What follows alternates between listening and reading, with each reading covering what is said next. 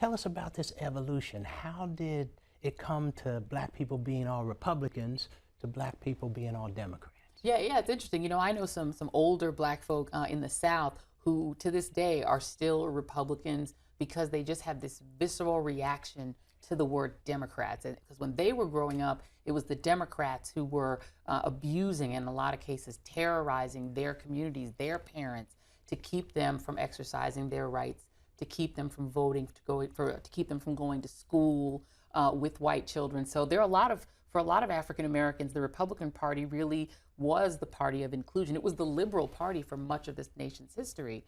But what you see start to happen is in the 20th century, when the Great Recession hit, the Great Depression hit, it was the Democratic president, it was Franklin Delano Roosevelt, who put this rescue plan in place. The New Deal. The New Deal. Ironically enough, he made a lot of compromises with Southern Democrats, because of course the Democratic Party was the party of the South, and a lot of compromises that kept segregation in and baked it into the New Deal. And yet, because of that economic rescue, masses of African Americans began to look to Franklin Delano Roosevelt as somebody who was literally saving their economic lives, even if it was in a more limited way than for white Americans. So that was the first time you saw masses of black people move into the Democratic Party. And of course, they remained loyal to his vice president, Harry Truman. But it was really volatile after that. You saw Republicans like Dwight David Eisenhower do very well with African Americans. You saw prominent black Americans like Jackie Robinson, who were open Republicans and openly touted the party and supported Republican candidates. And so what you saw was sort of a 60-40. African Americans were about 60 to 65% Democratic, but still 30 to 35% Republican, right through Richard Nixon. Yeah, Nixon got 30% plus of the black vote. But really the turning point in what started the cascade of black Americans away from the Republican Party was Barry Goldwater.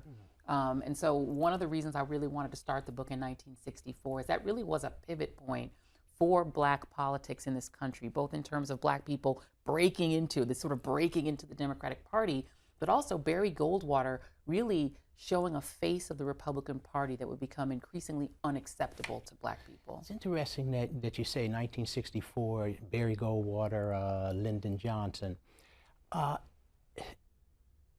Do you believe that it was more of an anti-Goldwater, anti-Republican thing, or was it more of a pro-LBJ, pro-Democratic thing? What caused this massive support of blacks for the Democratic Party at that time?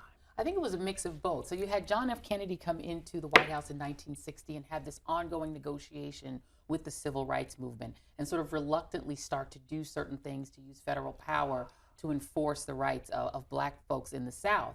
But his, of course, work was not completed. It culminated in him proposing this Civil Rights Act of 1963 that he then did not live to champion. So then when his vice president, who's a Southerner who grew up in a segregated context, who was himself evincing some racial attitudes that were untoward toward black people, when he picks up the mantle of the Civil Rights Act and makes it his own, he really went all in. Lyndon Johnson went all in for this Civil Rights Act in a way even that Kennedy had been reluctant to do. And I think that showed a lot of African Americans that this might be a party we could do business with.